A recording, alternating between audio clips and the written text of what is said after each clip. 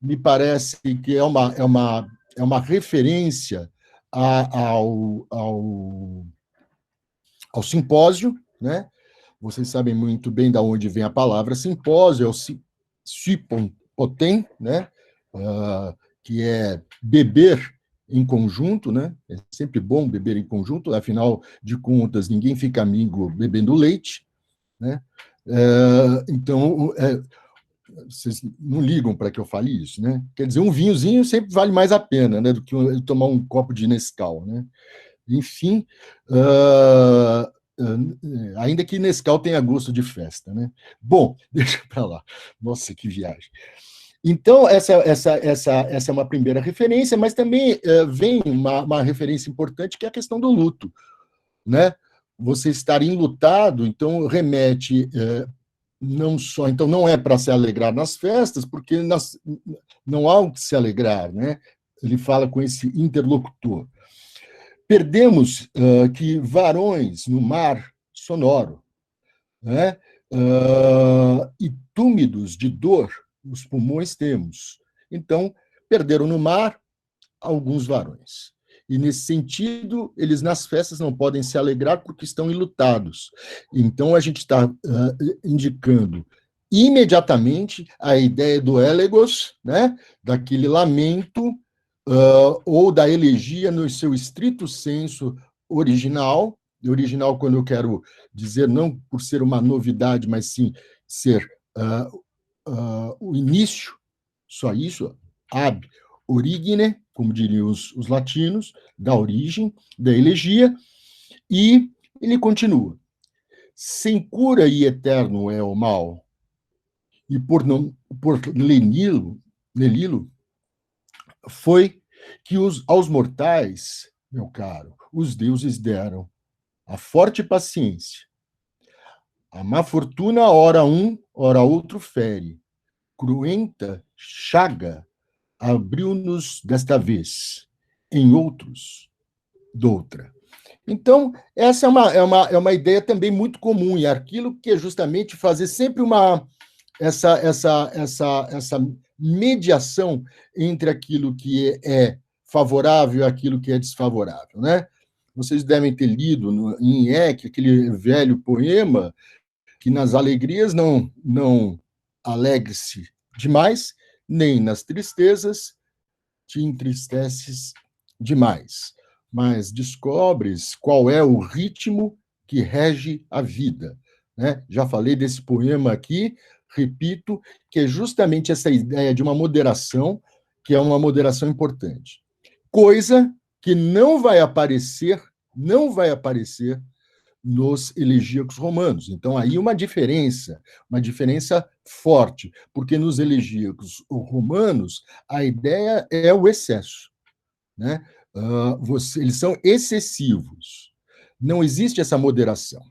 Por outro lado, do ponto de vista dessa questão de emulação dentro da literatura latina em relação aos gregos, a gente pode dizer que esse tipo de moderação a gente encontra em outro poeta da época de Augusto, que é justamente o Horácio. E o Horácio é um leitor contumaz de Arquíloco, né? Não só nos Epodos, porque o Arquíloco também é muito ácido, né? Muitas vezes, e o Horácio dos Epodos é algo fortíssimo, né? Então, vale a pena ler, porque é realmente divertido. E vale a pena ler também os Jambos de Arquíloco, porque vocês vão encontrar essa mesma característica, né? Quando ele fala contra Licambes, enfim, você vai ter essa característica da invectiva iâmbica, né? E aqui, nesse caso, então, o Arquíloco, apesar de ser elegíaco nesse texto, ele interage com o Horácio das Odes. Mas isso não é nenhuma novidade, porque quando a gente estava vendo aqueles primeiros textos, o Horácio interage com quem? Com Tibulo. E, portanto, era o Horácio falando de um elegíaco nas Odes, coisa que vai acontecer com muita frequência o Horácio falando nas Odes com outro elegíaco que não romano, e sim Arquíloco, distante aí alguns séculos. Então, seria o tipo de relação que essa poesia elegíaca leva para o mundo romano, e, portanto, não é algo próximo, a não ser uma exceção. A exceção será quando Ovídio escrever as Tristia, né? Os cantos tristes. Ali, sim, você vai poder associar esses lamentos arcaicos gregos dentro da poesia elegíaca romana. Ou até mesmo nas heroides, né? Ainda que sejam poemas amatórios, são poemas amatórios de romances mal acabados, né? Ou seja, as heroides de Ovídio são as cartas das heroínas para os seus amantes, por exemplo, Dido para Enéas, né? Ou seja, vocês estão lembrados que no canto sexto,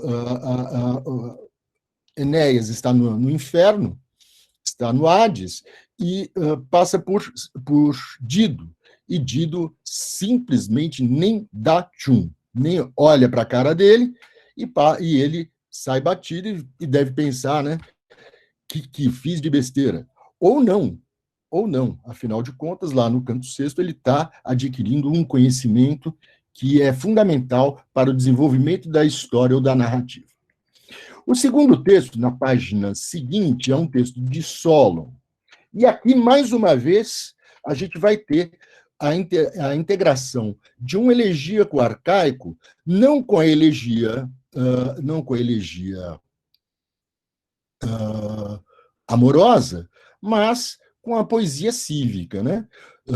Que também a gente pode observar fundamentalmente em Horácio, no livro 4 das Odes. Não que não apareça, em certa medida, um certo tom de Solon no livro 4 de Propércio. Ou seja, em alguns lugares, no livro 4, que é um livro de elegia etiológica, ele adquire ali um comportamento mais civil, por assim dizer, né? Eu não vou ler esse texto, porque ele é um texto muito grande, mas leiam, que é interessante. Tá?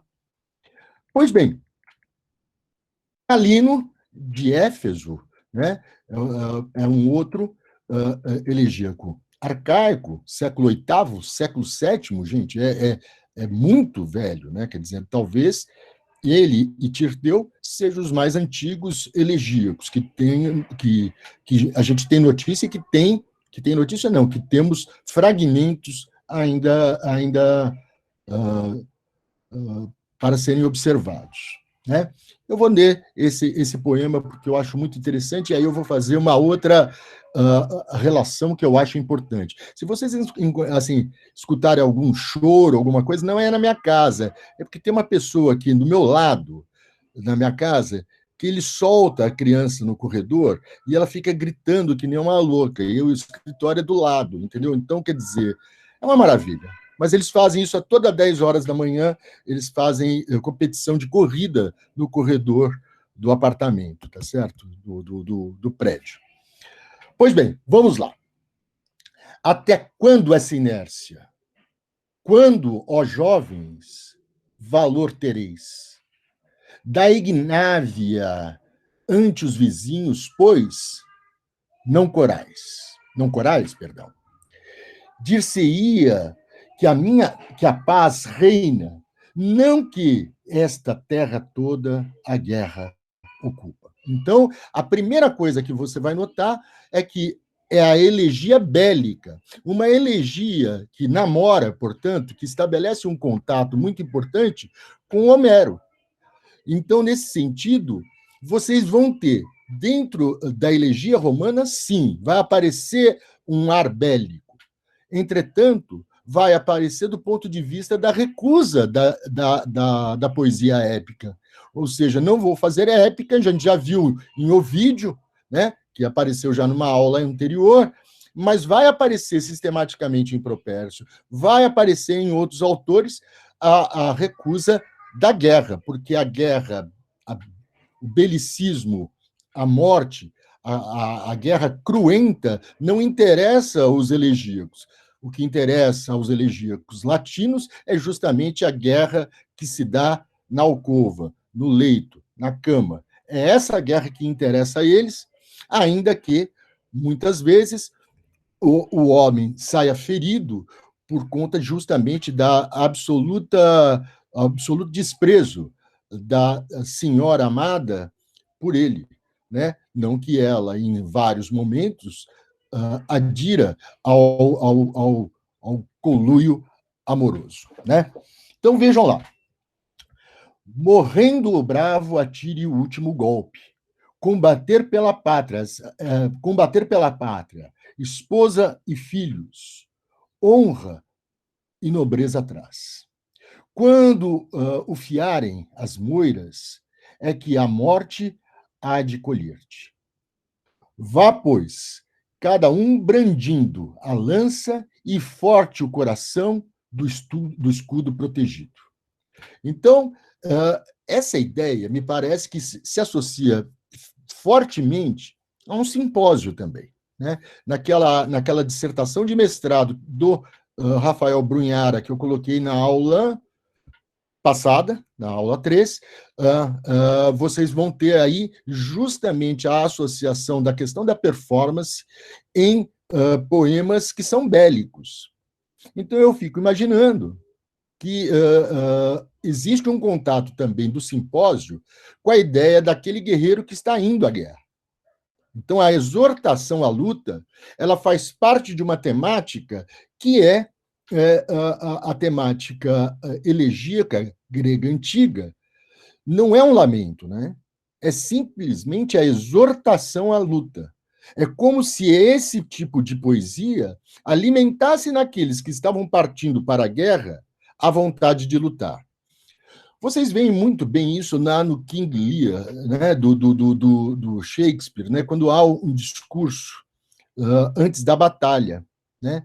Aquilo ali é como se fosse, penso eu, a exortação à luta que aparece em Tirteu e em Calino, ou seja, um tipo de discurso, um discurso que precede a batalha, que precede a guerra e que tenta elevar o ânimo dos combatentes. Então, me parece que esse tipo de poesia de Calino e de Tirteu caminham nessa ordem de coisas. Vale ressaltar mais uma vez, eu já disse isso, vou repetir. Eu às vezes, sou repetitivo, até quase gaga, né? Então, vou repetir para que vocês guardem. É importante entender que a relação da elegia com a épica, ela não é pequena. Seja pela aproximação desse tipo de tema, seja pela própria forma.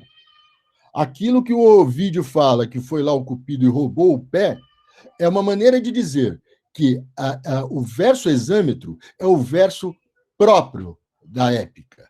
E, portanto, só deixará de ser épico quando houver, na sequência, um pentâmetro, que, como diz o próprio Ovídio, e a gente verificou isso também na aula que a gente tratou um pouco de métrica, o verso ele fica mais ágil, ele fica muito mais leve, ele fica mais suave.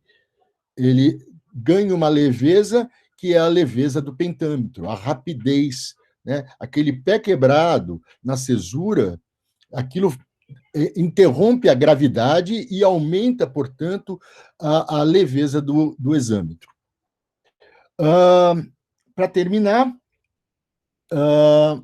coração protegido, do escudo protegido, seu posto ocupe ao rebentar da pugna, já que ninguém do termo certo escapa, embora seja de imortais progênie, o que, fugindo à luta e aos dardos, volta, muita vez é no lar que o fim depara, lembrando-lhe a excelsa e rija torre, pois, sendo um homem só, valeu por muitos.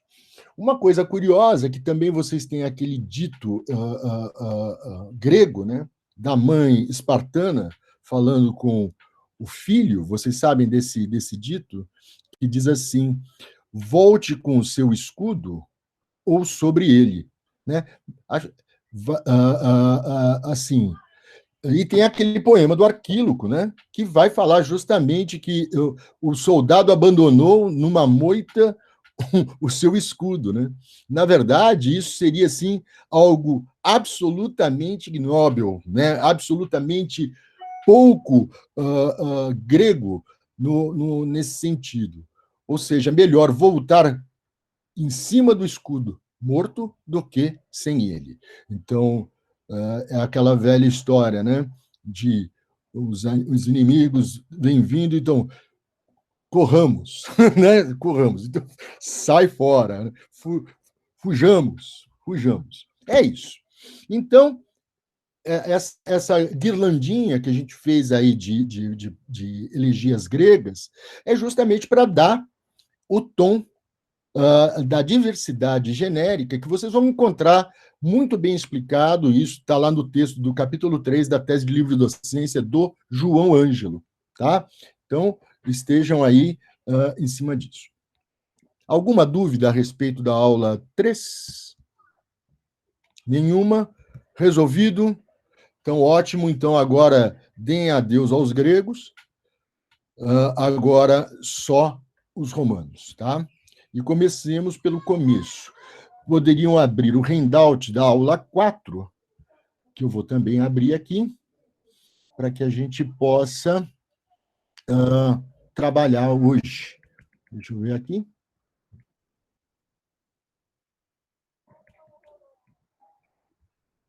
Achei. Pois bem, a primeira coisa que eu coloco, então eu estava mentindo, né, porque existe aí uma complementação, mas ela é mais uma complementação doxográfica do que qualquer outra coisa. Muitas vezes vocês vão ouvir ser citados vários autores, que são ou fragmentários ou, ou não chegaram. Tá? Então, vocês têm aí essa série de referências. Desculpa que depois de Deméter no Filetas, isso aqui é um arquivo antigo que a gente usava um outro tipo de letra grega. Esqueça isso aí, apague. Né? Então, vocês têm esses autores, o Filetas, que é extremamente importante. Só leio um trechinho do Filetas no poema 3.1 do Propércio. Livro 3, elegia 1. Diz assim, na tradução do Guilherme: Calímaco e teus manes, cultos de Filetas de Cós, deixai-me entrar em vosso bosque. Então, na verdade, quando Propércio evoca Calímaco e Filetas, isso significa que esses dois poetas, tanto um quanto o outro, serão fundamentais para a compreensão da poesia elegíaca romana, principalmente por seus aspectos estilísticos, né? A poesia suave, a poesia leve, a poesia rápida, enfim, é o tipo de poesia que é cultuada por Calímaco e por Filetas, e que serão os exemplos não só de Propércio, mas de Tibulo, de Ovídio e de Catulo também. Então, vocês vão ter aí esses dois poetas como sendo importantes. Né? Enfim, passemos agora a Cornélio Galo. O que acontece com Cornélio Galo é que vocês têm esses versos, estão vendo? Então, a gente tem aí 1, 2, dá uns 5, 6 versos, né? 7 versos, mais ou menos. Enfim, como está quebrado, então isso é um papiro encontrado no Egito em 1978 e que a gente consegue tirar alguma coisa. E ali em cima um pentâmetro que sobrou, que não diz nada, né, na verdade. Né? Um simples curso d'água divide duas terras. Bom, isso e absolutamente nada é quase a mesma coisa. Então, quer dizer, é apenas um registro histórico de que Cornélio Galo teria feito esse pentâmetro e isso foi extraído aí de algum autor, que eu não me lembro qual é. Pois bem, alguma coisa importante. Triste. Licores com as tuas malícias. Essa palavra e esse nome feminino são importantíssimos. Primeiro porque Licores ocupará o espaço que Lésbia ocupa em Catulo, que Cíntia ocupa em Propércio, que Corina ocupa em Ovídio, que Délia ocupa em Tibulo. Então, vocês terão aí esses pares amorosos, aquilo que eu acho que eu já falei, talvez na primeira aula, se não falei, falo agora. Essa é uma característica fundamental dentro da poesia erótica romana, dentro da elegia erótica romana. Pares amorosos. Então, o par do Cornélio Galo, entre aspas, né, desse ego elegíaco que aparece, é justamente Licores. Meu fado, César, doce será então. Esse César, ao contrário do que acontece durante os augustanos, ele não é o Augusto. Tá? Doce será então quando tu fores a maior parte da história romana. Isso é sensacional. Maxima Romanae pars eris historiae. Ou seja, você vai ser parte da história romana. Isso é fantástico.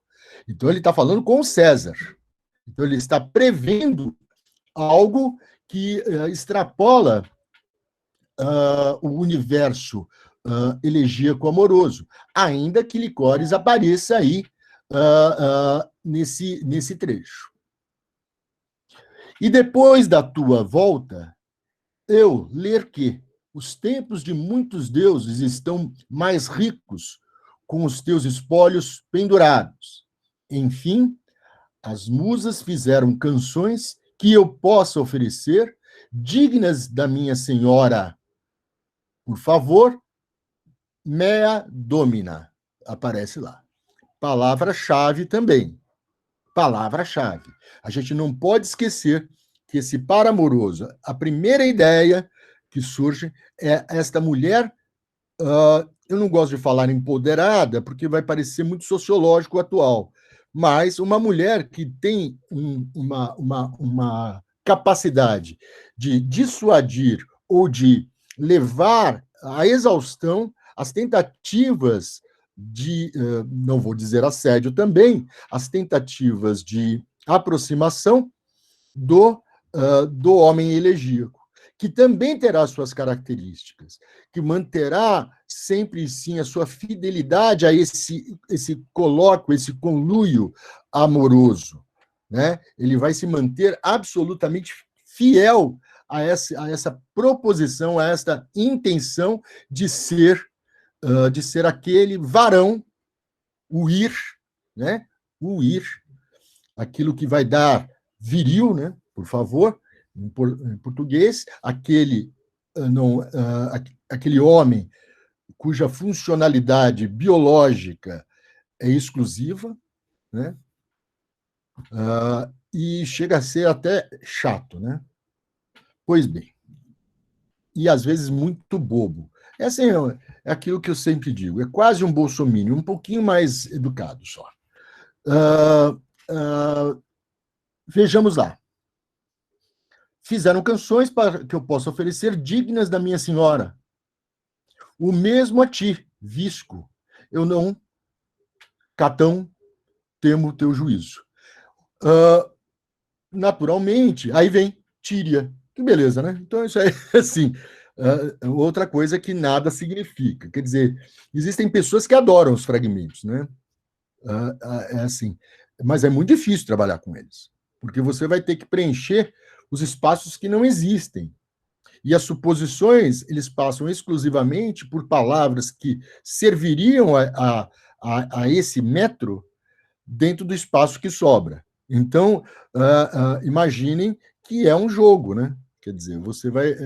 É uma maluquice. É óbvio que ninguém se arrisca de forma absoluta a dar uma interpretação absolutamente rígida desses vazios. São só suposições que ajudam, talvez, a dar uma leitura específica de um determinado momento histórico, que é o momento histórico do leitor, e não daquele que operou. Portanto, é uma leitura ética e não uma leitura êmica.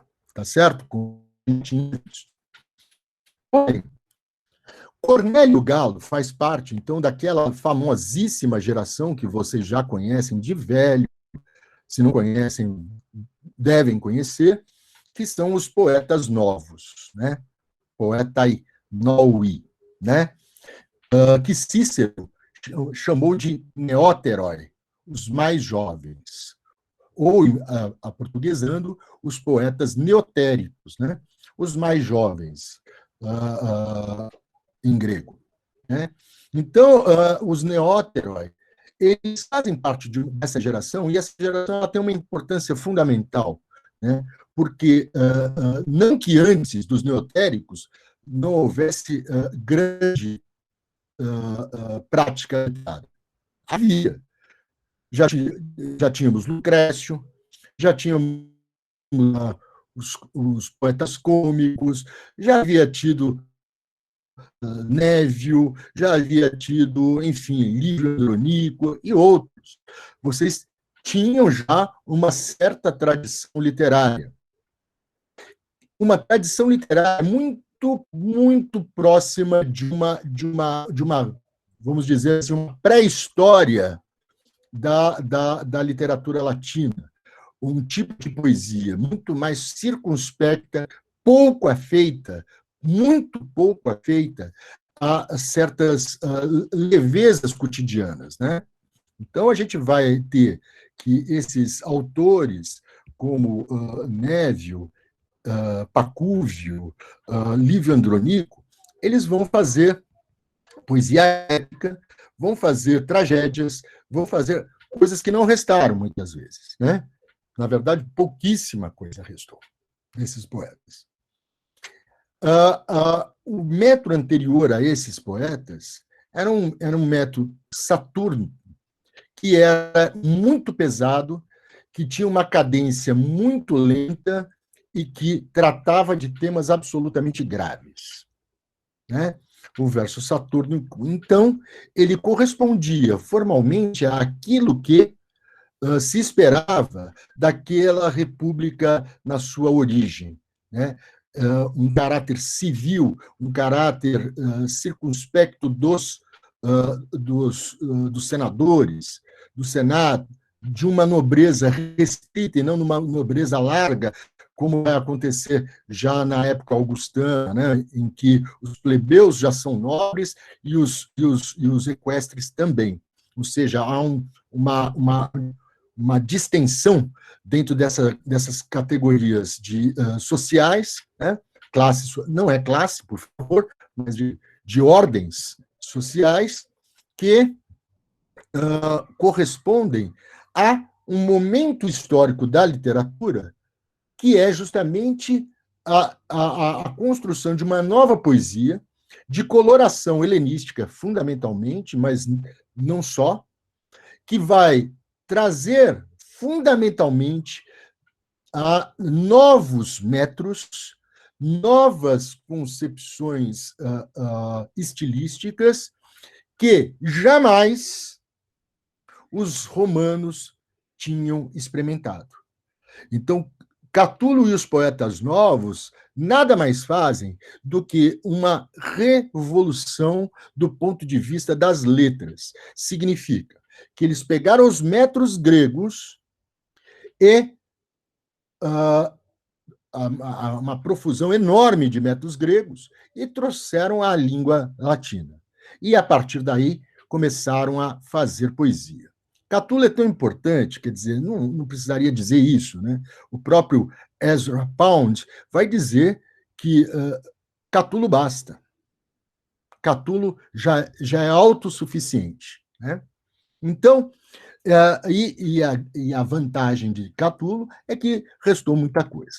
Fundamentalmente, vocês sabem, Catulo tem um livro que seria um monobiblos de Catulo, mas o João Ângelo deu um nome em português que foi legal, o livro de Catulo, colocou esse artigo, né, para os Carmina Catuli, né, e esse livro ele tem 3 partes. Se eu estiver chovendo no molhado, corta o professor, tá? Cortem o professor. Vocês saíram todos do ar? Vocês estão aí?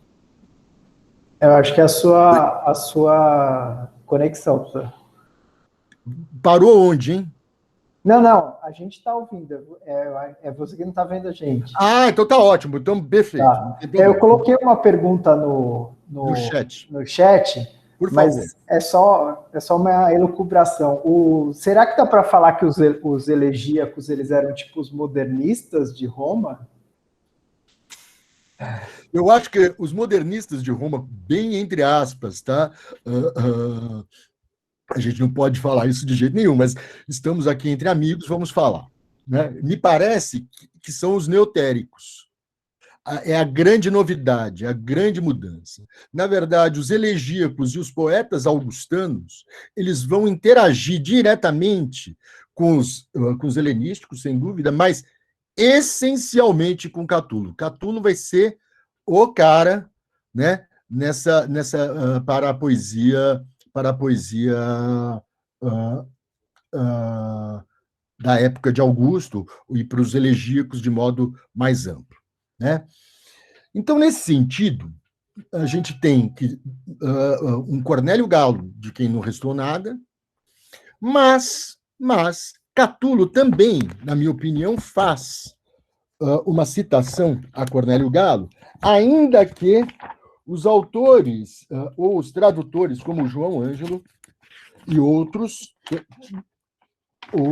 tantos, não admitam que esse galo que aparece em Catulo seja Cornélio Galo.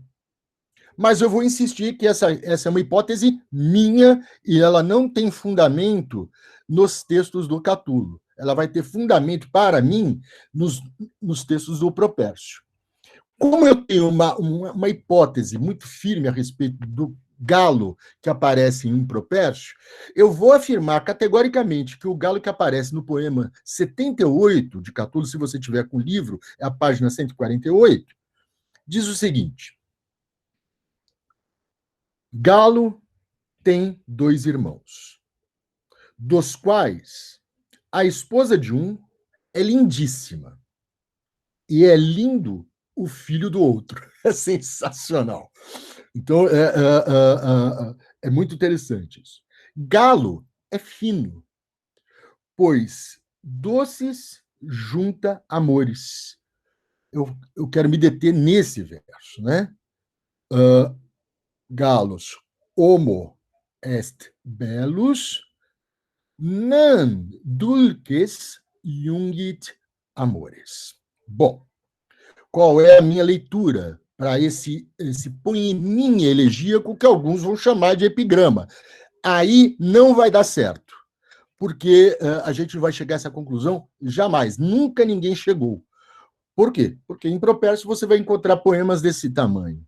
Então, e lá é um livro de elegia. Então, aqui a gente não pode falar nada. O verso é elegíaco. Ele está na seção elegíaca.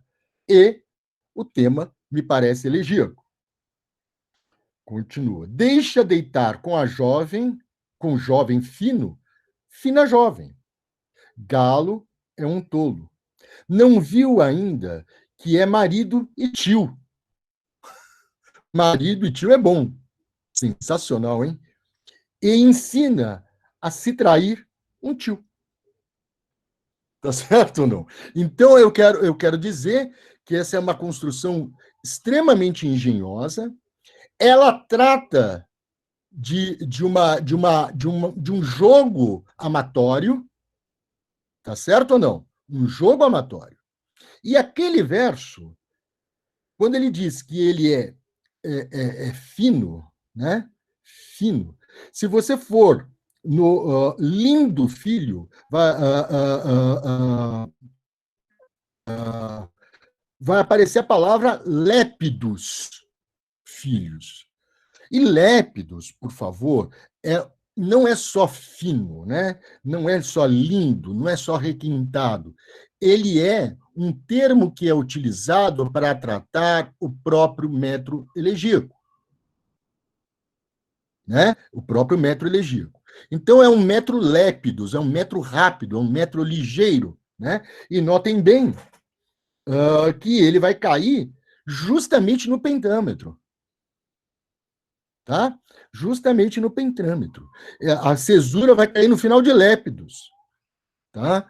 Então, você tem aí uma construção interessante. Mas voltemos ao verso seguinte. Galo é fino, pois doces junta amores. Ou, galo é fino, pois junta doces amores. E, por favor, o nome do livro de Cornélio Galo é Amores. E o verbo jungo, jungere, que aparece aí, que é o nosso jungir, sei lá, ou seja, é juntar os amores. Quando ele junta os amores que são amores pares amorosos, ou junta os versos, o hexâmetro e o pentâmetro. Ele junta os versos do livro Amores. Não sei se vocês entendem o que eu estou dizendo. Então, essa perspectiva já nos dá uma boa indicação de que Cornélio Galo, efetivamente, é algo de muito importante. Né? Volto ainda a Cornélio Galo em outro autor, Propércio. Para essa leitura que eu faço do Propércio, vocês têm um artigo meu chamado O Galo de Propércio. Tá? É um texto, assim, digamos, duro. Tá? Ele é longo e ele é pesado, mas ele foi muito elogiado já, então eu fico feliz da vida. Assim, o parecerista da revista, que era um parecerista inglês, ele falou assim, pena porque você deveria ter escrito em inglês. Mas aí eu já tinha escrito em português, né? Não ia mudar agora. Eu falei assim, pô, se tivesse me avisado antes, né? Mas, enfim, ainda há a possibilidade de fazer isso. O que acontece com relação a Galo, eu vou explicar um dia mais para frente, quando a gente entrar em Propércio. Vejamos que, basicamente, Propércio cita Galo no poema 1.5.31, aparece uma vez. Depois ele aparece um outro galo no poema 1.10.5. Depois vai aparecer um outro galo no poema 1.20.51. Depois vai aparecer um outro galo no poema 1.21, que é quase o fim do livro 1. Depois vai aparecer também no poema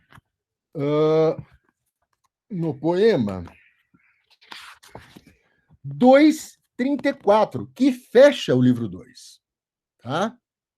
Esse aqui eu vou até ler, esse finalzinho, que ele é muito legal. Ele vai falando de poetas, né? E no fim ele faz o cânone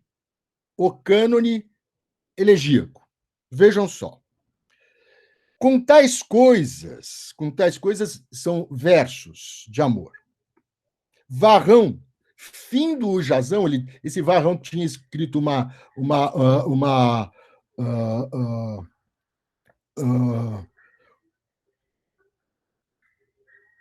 argonáutica, tá? Brincava Varrão em puro fogo por Leocádia. Então, Varrão, notem bem, ele tinha máxima flama. Se lembra o que eu falei do Sidney Magal, né? Meu sangue ferve por você, é isso aí, ó. Flama. Então, Leocádia é o par amoroso de quem? De Varrão.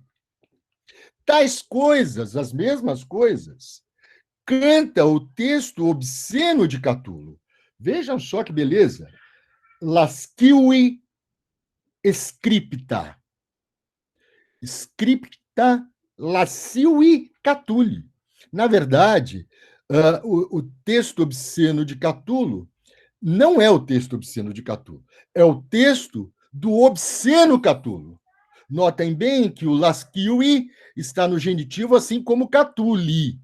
Então, e ele é um adjetivo. Ele não está, não é o texto que é lascivo. Quem é lascivo é Catulo. Então, ele estaria falando dessa lascívia catuliana, que é aquela lascívia que todos nós conhecemos.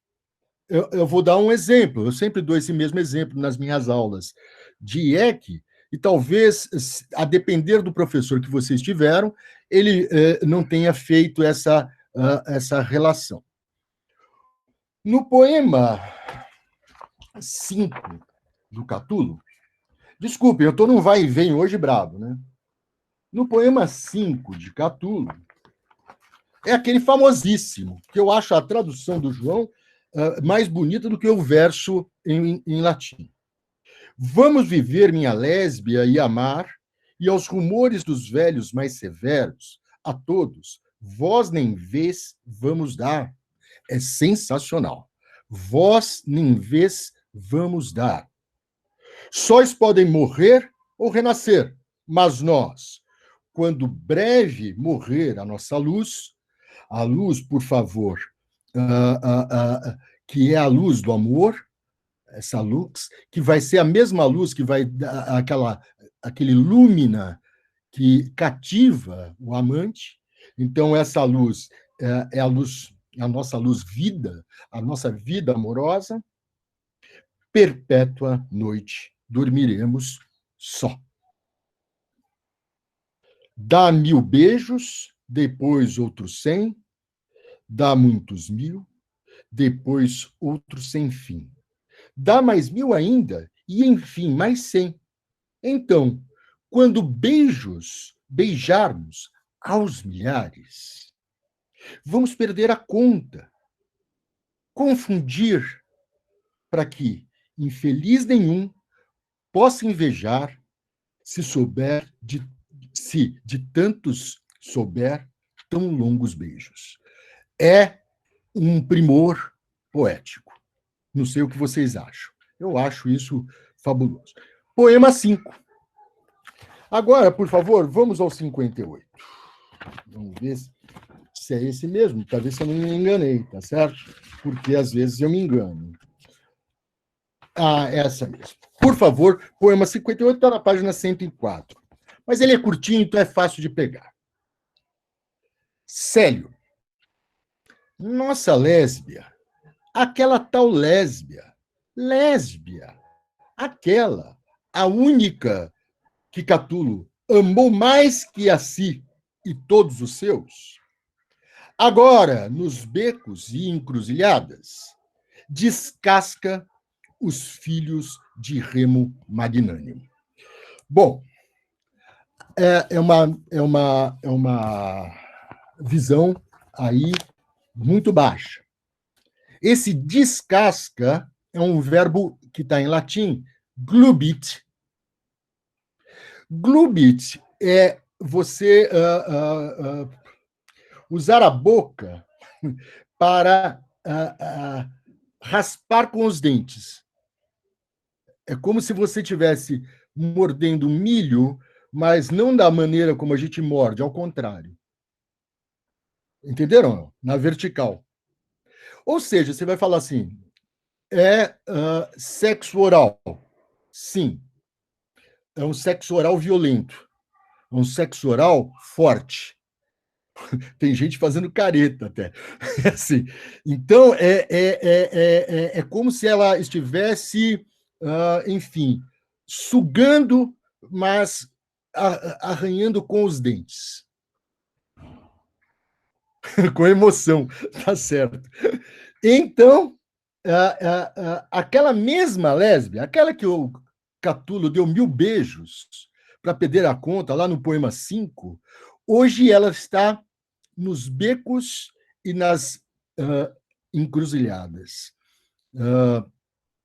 anguiportes, né? São aqueles becos romanos que terminam num nada, assim, mas é como se fosse uma lança, né? Anguiportes. Legal. E encruzilhadas, né? Triuis. Na verdade, não é uma encruzilhada de 4 vias, mas de 3 vias. Né? É triuis que aparece, se não me engano, não é? Não que aparece aí. Quadruis, tá certo, então é de 4. Aparece triuis em outro. Desculpa. Mas também tanto faz. É uma encruzilhada e ela está lá nos becos e nas encruzilhadas, muito provavelmente no bairro boêmio de Roma, na Sumburra, por exemplo, e está ali chupando, felando uma pessoa apenas? Não. Os filhos de Remo. Ou seja, ela está com Roma na boca. Não certo? Não, melhor, ela está na boca. Não, ela está com a boca em Roma. Entenderam? Todos os romanos. Todos os romanos. Isso poderia ser lido com a maior ofensa que um homem possa fazer a uma amada. Concordam? Ou não? Né? E ainda poético o negócio. Né? E muito bem escrito. Só que a gente tem que entender uma coisa, isso eu já falei para vocês. Lésbia não é apenas uma amada. Lésbia são os poemas de Lésbia. Então, se ela está na boca de Roma, é porque Roma está com a boca plena de Lésbia. Não sei se vocês entendem o que eu estou falando. Ele faz uma pequena inversão. Em vez de falar que todos estão falando de Lésbia, ele faz uma brincadeira e coloca a boca dos romanos em Lésbia. Entendeu? Não. Coloca a boca de Lésbia nos romanos. Então é isso.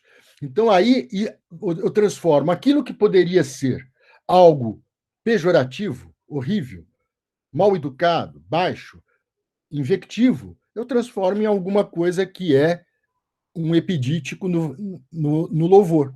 Então, aquilo que eu uso para louvar a poesia de Lésbia, sobre Lésbia, portanto, esse é um genitivo objetivo, a poesia de Lésbia, não aquela que ela fez, mas aquela que ela é alvo. Então, aí a gente tem, em latim, né, e em grego, o tal do genitivo objetivo e não um genitivo subjetivo. Ou seja, isso aí é um... eu vou falar. É Isso o aí complemento nominal no português. Complemento nominal e não uma adjunta de nominal. Tudo bem. Uhum. Então, obrigado, Lê. Aprendeu bem, hein? A gente gastou meia hora ontem na aula do João para falar disso. Poxa vida, que beleza. Então, aí é isso. Por que eu estou falando isso? Porque, na verdade, quando o Propércio fala que a escrita do lascivo Catulo, ele está colocando esse tipo de lascívia. A lascívia que é o do poema 16, que é o do 58 e outros tantos. Mas continuando. Tais coisas, novamente, esses versos de amor, confessava a página de Calvo, quando cantava Ezequias de Quintilha. Quintilha, mais uma amada, de Licínio Calvo, um outro poeta novo. Né? Por fim, o último poeta novo. E quantas chagas por licores, bela, galo lavou há pouco em águas infernais. Né? Isso aí é uma referência porque o Cornélio Galo ele foi prefeito no Egito e ele se matou. Ele se matou. Então, ele provavelmente está fazendo uma citação a essa morte. Vejam bem, e ele termina o livro 2 dizendo: Cíntia vive louvada em versos de Propércio. Se a fama me aceitar entre os poetas. Ou seja, se vocês me colocarem nesse rol de poetas, eu estou bem. Então a minha fama vai chegar como chegou a fama desses todos até eles. Então, esse galo que aparece já em Catulo, que vai aparecer 5 vezes no primeiro livro de Propércio, que aparece no último poema do Propércio do livro 2, isso significa dizer que a importância desse cara é fundamental para a composição dessa poesia, que é a poesia elegíaca romana amorosa. Ele vai fazer ele vai ser um dos autores canônicos nesse gênero. Mas tem mais citação em Ovídio, em outros autores, eu não vou me alongar mais nisso. Pois bem, então esse autor, ainda que não tenhamos recebido nada, ele é de fundamental importância para a composição desse gênero novo, inovador, como é outros tipos de versos usados por Catulo. O segundo maior inovador da questão prosódica e métrica em Roma vai ser Horácio. Portanto, Catulo e Horácio rivalizam nesse sentido, pela capacidade de metrificar, de usar métodos que são tipicamente gregos em língua latina. E, portanto, nesse sentido, fazer um movimento do ponto de vista não só da recitação do poema elegíaco, mas também da canção, da mélica latina, que seria os poemas, as odes de Horácio. Tudo bem ou não? Então, a gente tem aí essa composição. Pois bem, o primeiro poema de Catulo, na sessão elegíaca, que começa em 65 e vai até o final do livro, tá? Vai até 116. Todos os versos, a partir daí, são elegíacos. Os primeiros mais longos e depois ele vai reduzindo, até chegar no dístico, né? Apenas no dístico. E aí é quase que uma inscrição epigráfica, né?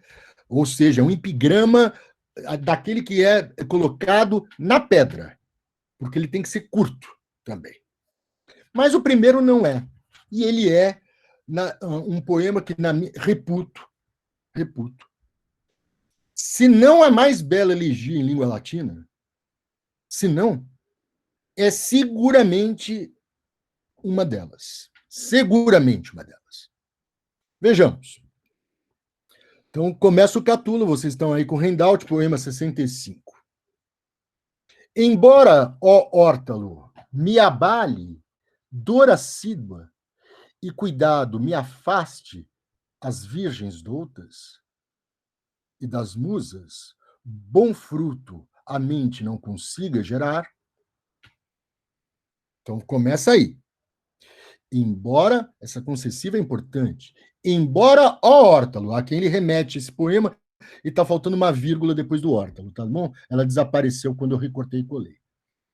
Me abale, dor assídua, e cuidado me afaste, das virgens doutas, falta um D.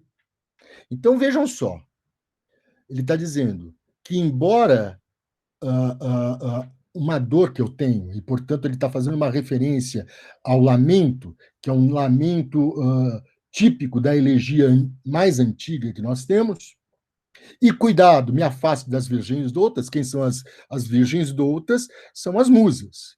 E das musas, e aí ele traduz as virgens doutas, né, para musas, né, e das musas. Bom fruto a mente não consiga gerar. Qual é o bom fruto das musas que a mente gera? É, por favor, a poesia. Mas, entretanto, ele está falando que não é incapaz de fazer poesia. Embora, né? Eu não vou fazer poesia, porque as musas me afastam. Mas ele já está fazendo. Então, isso é a famosa dissimulação elegíaca. Ele diz que não é, diz que não faz e é. Tá? E aí vem aí vem a explicação. Por que ele está com essa dor assídua?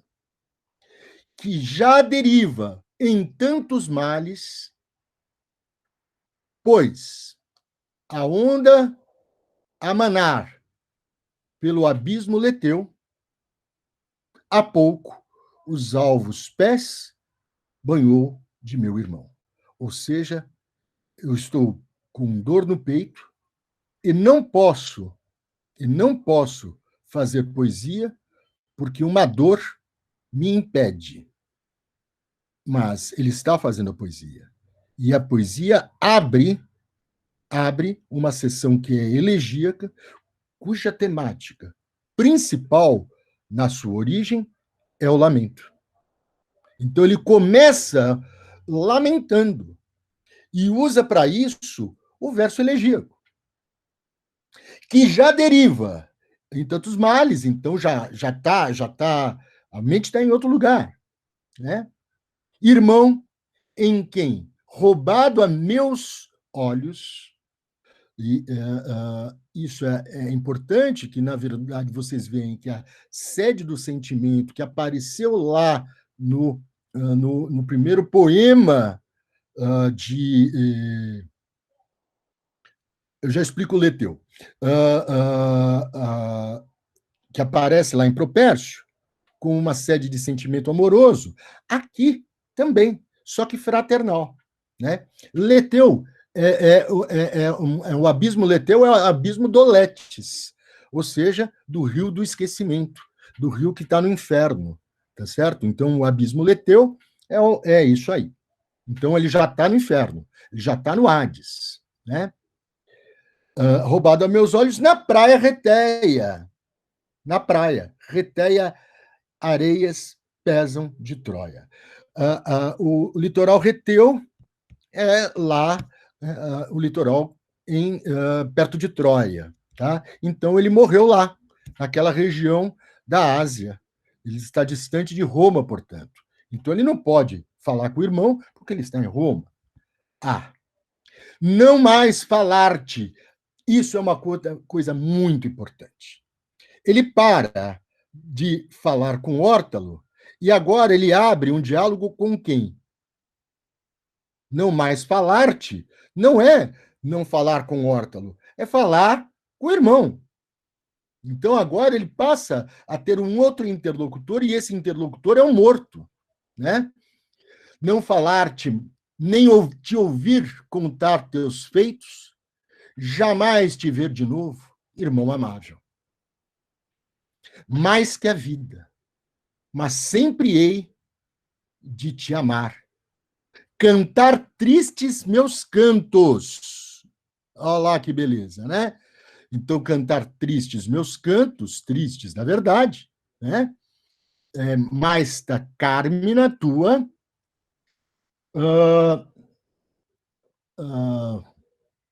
Onde estou?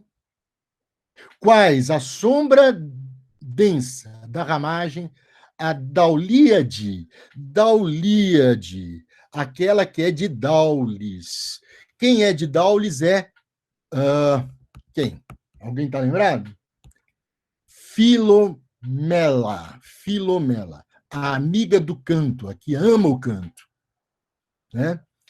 No mito de Filomela, Filomela mata o filho Ítilo, né? Sem querer. E por ter matado o seu filho Ítilo sem querer, ela é transformada num rouxinol. E o rouxinol faz um som que é semelhante ao som da palavra Ítilo. Pô, então ela está falando que ele está tão triste quanto Filomela, que canta tristes cantos pelo filho morto, como Rouxinol. Um canto triste de Rouxinol. Deu para pescar? Gente, isso é um parênteses. Só que o parênteses ocupou mais da metade do poema. Vocês entendem isso ou não? Ou seja, o canto triste está acentuado como mote valorativo ou mote desse tipo de poesia inicialmente. Beleza. Encantador, porém, ó Órtalo, te envio estes versos vertidos do Batíada, filho de Bato. Filho de Bato é Calímaco, de Cirene. Vejam bem, só que não são esses versos, são estes versos. É o poema 66 que ele está mandando pro Órtalo. Ele não é capaz de escrever nada, ele não está escrevendo quase nada, um poema maravilhoso desse, e diz que ele não é capaz de escrever. Por isso, ele vai mandar uma tradução que ele fez de um poema de Calímaco, que é justamente a Cabeleira de Berenice, a Coma de Berenice, né? Que é o poema que vem em seguida, é um longo poema, né? Então, notem bem, para que, né, esse que é final, para que teus ditos em vão ao vago vento enviados, não creias que voaram de meu peito. Por favor, esse dístico com essa assonância em V, assonância, com essa aliteração em V, por favor, é impressionante, né? Vejam lá. Estes versos vertidos do Batíada, que teus ditos em vão ao vago vento enviados, não creias que voaram de meu peito. Ou seja, para que você não imagine que aquele teu pedido para que eu fizesse um poema para você não tenha sido não tenham sido palavras ao vento, que tenham sido coisas que eu não vou considerar, né? Agora vem o fecho. Então, o que aconteceu é para que você não imagine que isso caia no esquecimento e tenha se perdido. Aí ele coloca, como a maçã. Esse símile é espantoso. Furtiva dádiva do noivo. Então, notem bem, essa ideia do malum, última palavra do verso da primeira página, malum. Malum é uma palavra neutra da segunda, e, portanto, mala é o plural de malum, tá? E é de uma simbologia que não é recente, né? Quem dá a maçã, dá o quê? Concede o quê? Concede o amor. Tá certo ou não? A maçã tem essa simbologia. Já aparece no Velho Testamento, né? Acho. Tenho certeza que sim. Tá? E, portanto, é o tal do fruto proibido. Vai aparecer também a maçã no julgamento de pares. Né? Outra vez aparece a maçã também como uma provocação amorosa. Também vai aparecer no mito de Acôncio e Cidipe. Vocês conhecem esse mito? Se não conhecem, eu falo. Acôncio era apaixonado por Cidipe. Cidipe, uma ateniense, e ele da ilha de Céus.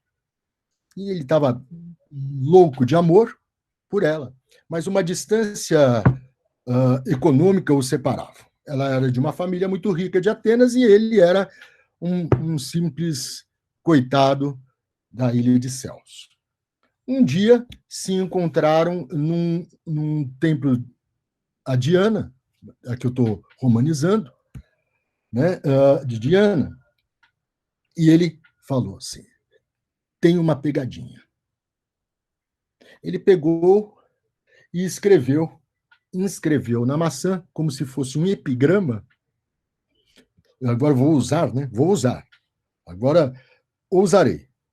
Provavelmente um dístico elegíaco, dizendo: quero casar com a côncio. Ele joga a maçã, ela pega a maçã, eles estão num templo, portanto, existe aí um compromisso da palavra, e ela, ingenuamente, lê: eu vou casar com a côncio. E isso se torna uma juramentada pela deusa. E, portanto, o que acontece com ela quando volta para Atenas, que todos os pretendentes dela morrem. Até que um dia o pai dela é convencido de que não haveria outra possibilidade a não ser a côncio para casar com ela. Quer dizer, então todo esse jogo com a maçã tem nesse último livro que a gente escreveu, esse aqui, ó, escreveu não, organizou, né? O Augustan Poetry, tem de graça na internet também, tá, gente? Então, mas tem físico também, se alguém quiser, depois me fala. É assim, tem um texto do Andrés Michalopoulos, é um grego da universidade, simpaticíssimo, uma figurinha carimbada. Conheci esse cara em Belgrado, foi muito engraçado. Ele gostou da minha fala, eu gostei da fala dele, e aí a gente ficou amigo. Agora ele já vem para o Rio de Janeiro, já vai para a praia, já cariocou também, porque é amigo também de um colega nosso lá do Rio, da UFRJ. Enfim, ele escreve um texto belíssimo a respeito do fruto, do malum, né? Vale a pena. É um texto muito interessante, está nesse livro, eu posso até colocar o livro na próxima aula, nesse nosso repositório que virou agora, né? Está virando um negócio que um dia vão me expulsar do E-Disciplinas. Né? Bom, então, como a maçã, furtiva dádiva do noivo. Furtiva dádiva do noivo, que foge ao casto colo da menina. Casto colo da menina, por favor, ela é uma virgem. Ela é uma virgem. Na verdade, quando ele dá a maçã, é exatamente o que ela deixa de ser. Que infeliz esqueceu sob a veste macia. Então, então, é assim, e a maçã escorre. Por favor, e isso é extremamente simbólico, escorre, né? Sob a veste macia. Chega a mãe. Pô, que anticlímax, né? Que anticlímax. Pô, na hora chegou a mãe. E aí o que acontece? Ela pula e a faz cair. Ela corre pelo chão inclinado e se espalha um culpado rubor num rosto triste. Ou seja, a maçã que cai é aquela maçã que sobe. Não sei se vocês entendem. Então, esse triste, esse rubor, né? Esse triste rubor, esse rubor desse momento triste, vem ao rosto. Então, é uma imagem, ele é cromático. Pois bem, o que nós temos aí? 3 poemas. Vocês têm o poema Aórtalo, que é, eu vou mandar para você um poema, que é um típico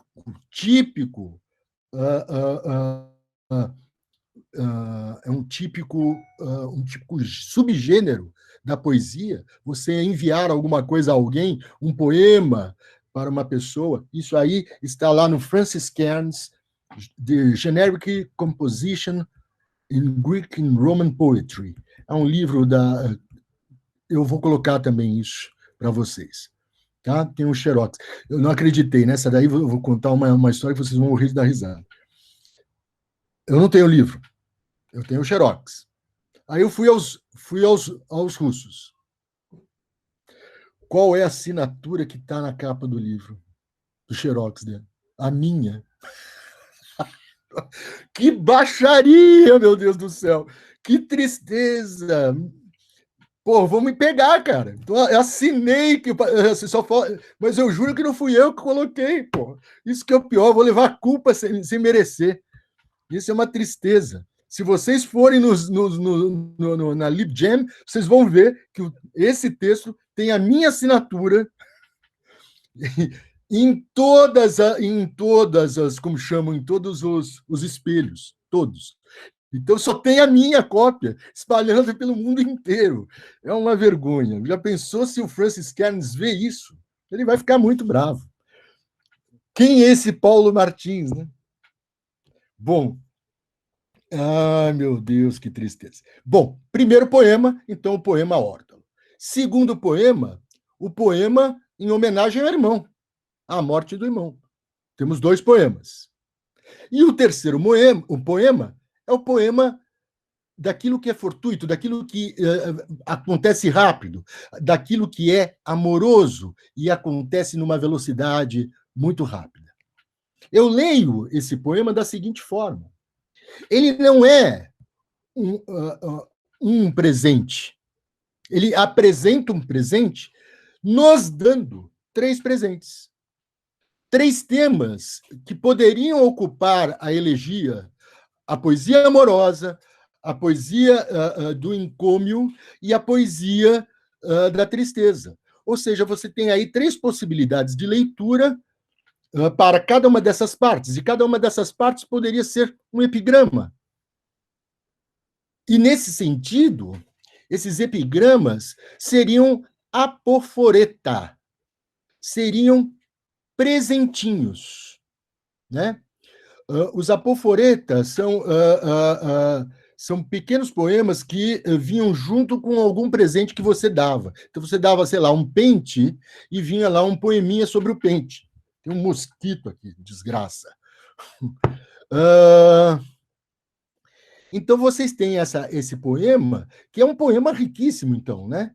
Porque ele aparentemente, ele não vem a nada, a não ser apresentar a tradução que ele vai fazer do Calímaco, que vem no poema 66, que vocês lerão em casa, tá certo?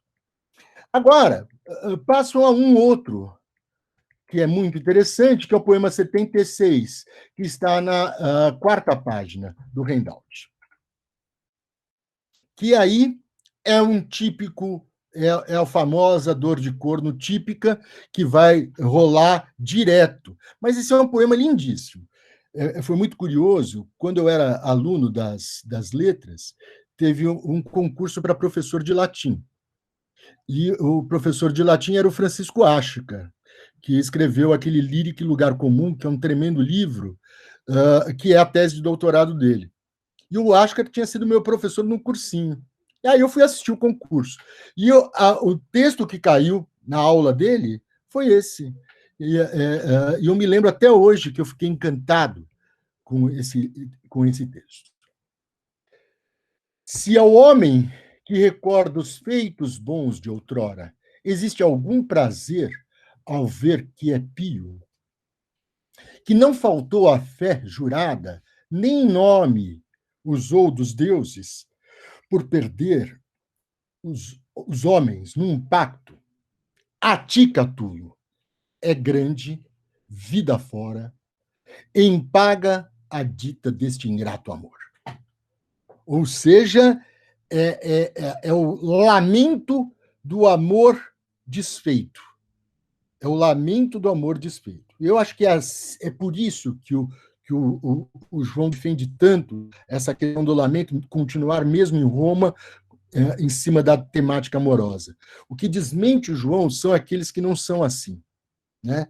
Então, é assim, a briga está nos tribunais, não tem jeito, né? Pois quanto os homens podem bem dizer ou fazer, está por ti já dito e feito. E tudo terminou confiado a um peito ingrato. Por que então te torturas tanto? vocês vão ver que essa interlocução é uma interlocução interessante. Naquele poema anterior, ele fala com Órtalo, fala com o irmão e fala dos amantes. Então, você tem uma interlocução que é de algo, que é de um evento, que são os amantes. Você tem um outro interlocutor, que é um interlocutor direto, que é Órtalo, e tem um interlocutor não ausente, que é justamente o irmão, como se ele falasse com o irmão e ele pudesse ouvir. Aqui, ele já começa extrapolando. Né? Por quê? Porque o eu elegíaco fala com Catulo. Então, Catulo aí jamais seria uma segunda pessoa, ou melhor, jamais seria uma primeira, seria uma segunda. Mas todos nós sabemos que ele é a primeira também. Ou seja, ele é o poeta. Ele assina esses poemas. Não há dúvida de que sejam dele. E ele passa a ser interlocutor dele mesmo. Né? Que monólogo interior o cacete. Tá certo? Então, vamos aí lá. E tudo terminou confiado a um peito ingrato. Por que então te torturas tanto assim? Por que não firmas o ânimo e senhor de si, e deuses contra, deixas de ser triste? Difícil é deixar súbito um longo amor. É difícil, mas tenta como podes. Não é corno podes, como aparece aí. Tá certo? Tem um R na escaneada, comeu e transformou o M num RN. E aí transformou um como num corno. Ainda que faça parte do poema. Tá? Mas vejam só. Esses versos em latim são lindíssimos. Difficile est longo subito deponere amorem. Difficile est verum qua lubet efficias. Então, essa repetição do difficile est, eu acho impressionante, eu acho muito bonito, é sonoro. A relação entre esse longum e esse verum também é perfeita. Enfim, a posição do verbo é a mesma também. Vocês estão notando ou não? Deponere, lubit. São os dois verbos. Né? E os dois objetos... Não, perdão, lubit efficias. Está junto. É isso. Então, continuando. Só isto é salvação. Isto tendes fazer. Que o faças, se é impossível ou possível. Parou. Então ele para de falar consigo. E aí, vai lá. O que faz... Ó deuses, se é de vós ter pena, ou se já há alguém o último auxílio destes na sua morte, olhai-me triste, e se uma vida levei pura, arrancai-me esta peste e perdição, que subreptícia, qual torpor nos membros dentro, alegria expulsou do peito inteiro. Eu já não quero de sua parte que me queira. Mudou o interlocutor novamente. Ele foi falar com os deuses e agora fala com a amada, muito provavelmente. Eu já não quero de sua parte que me queira. E impossível que venha a ter pudor. Quero estar bem, deixar esta dor ruim, deuses. Isso me dai por piedade, por minha piedade. Belíssimo texto, né? Voltou aos deuses novamente, fazendo, então, essa construção quase em anel, né? É uma coisa fantástica, como uma coisa liga a outra, e muito interessante. Eu gostaria agora de ler o último texto de hoje, então, o que significa que leremos mais Catulo na próxima. O último texto de hoje não está aí, mas eu vou usar o que está aqui, que é o poema já te digo. Ai, ai, ai. Que é o poema 85. Está na página 150, é um dístico. É para terminar a aula mesmo, né? Na verdade, o que acontece nesse poema, que é aquele que você é um dos mais manjados, eu acho que já até citei nessa aula, que é assim: lerei em latim. Odi et amo. Quaere iri faciem fortasse requiris. Nescio, sed fieri sentio et scrucior. Odeio e amo. Talvez queira saber como.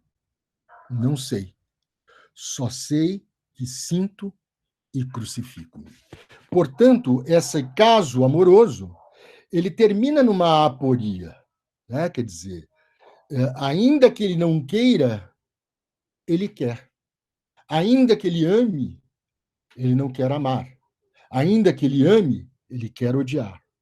Enfim, é uma impossibilidade de resolução dessa narrativa amorosa que começa lá no primeiro, no segundo, porque o primeiro é uma dedicatória. Do segundo poema para frente, ele vem uma série de poemas dedicados à mesma persona feminina, à mesma puella, ora, à mesma dona, ora, às vezes uma domina, enfim, às vezes uma meretrix, às vezes uma puta. Então, é aquilo que, lacanianamente, né, quer dizer, vão chamar de uma narrativa disjuntiva. Disjuntiva. Isto é, algo que não está tudo na ordem direta onde você espera. Você vai compondo a narrativa amorosa no decurso do livro. O Paulo Sérgio Vasconcelos, no seu mestrado, né, e eu assisti esse também, no seu mestrado, ele tentou reunir e produziu uma tese chamada O Cancioneiro de Lésbia. Na verdade, ele fez uma coisa que é desfazer a disjuntividade da narrativa. Ou seja, porque esses poemas eles são entremeados de outras coisas, né? E, portanto, e também o próprio ethos de Lésbia vai mudando no decurso dos outros textos que vão aparecendo no livro, na sua seção polimétrica, ou na sua seção longa, dos poemas longos, Carmina Docta, ou nos versos elegíacos. Então, a gente vai ter aí uma composição, uma riqueza de troca de metros e troca de assuntos e troca de sentimentos que são vazados a partir desses poemas, que tornam, na minha opinião, o Catulo, de fato, o primeiro grande elegíaco romano amoroso. Tá? Então, é nesse sentido que eu termino a aula de hoje. Voltaremos, talvez, eu vou ver como que eu estou de tempo, né? Mas está aí a aula que eu preparei para vocês. Deu dúvidas? Não? Legal. Então, um beijo, um abraço a todos e todas, e estamos... hoje já começo a preparar a da semana que vem, tá bom? E os textos que estão lá, os relativos a Cornélio Galo, que é o do Cairoli e do Hollis, e o do Anderson, que vai aparecer, do Anderson. Vai ter o livro de Catulo, vão ter o meu livro, vai ter o capítulo de elegia, de um livrinho que eu fiz para carregação. Acho que eu já falei desse livro para vocês, que é uma literatura latina que eu fiz para ensino à distância, que eles me pagaram uma tremenda grana, isso em 2009, mas a grana acabou e eles fizeram só 120 mil cópias dele. Dancei. Ou seja, fui roubado, por isso eu pirateio mesmo. Então, era lá. Mas agora saiu de catálogo. O Elegia Romana está lá também. Tem o Catulo 65, que é essa leitura que eu faço do Catulo 65. Tem a comparação que eu fiz também, que é os poemas 8 não falei disso. 8 e 58. Depois, tem os outros dois textos que são teóricos a respeito, são de duas, um é um companion do Catulo e o outro é um companion de elegia romana. Então é isso, meus caros, tudo feito, tudo acabado entre nós e até semana que vem. Um abração. Tchau, tchau. Obrigado por terem vindo. Obrigado. Obrigada, professor. Tchau. Tchau, Tchau, tchau. professor. Obrigada. Tchau. Tchau, professor. Obrigado. Tchau. De nada, que isso, Gustavo. Tchau, Paulo. Tchau, tchau, Lê. Depois a gente se fala, tá bom? Depois se fala, tá bom? Um beijão. Beijo. Você tá bem? Tô bem. Então tá bom. Tô lendo aqui, ó. Tá certo. Vai fundo. Tchau, professor. Tchau, tchau, tchau, tchau. Tchau, Lê. Tchau. É isso. Então, Nelson, valeu, cara. Depois você manda para mim, né? Sim, pode deixar, professor. Obrigado. Tchau, tchau. Tchau, professor.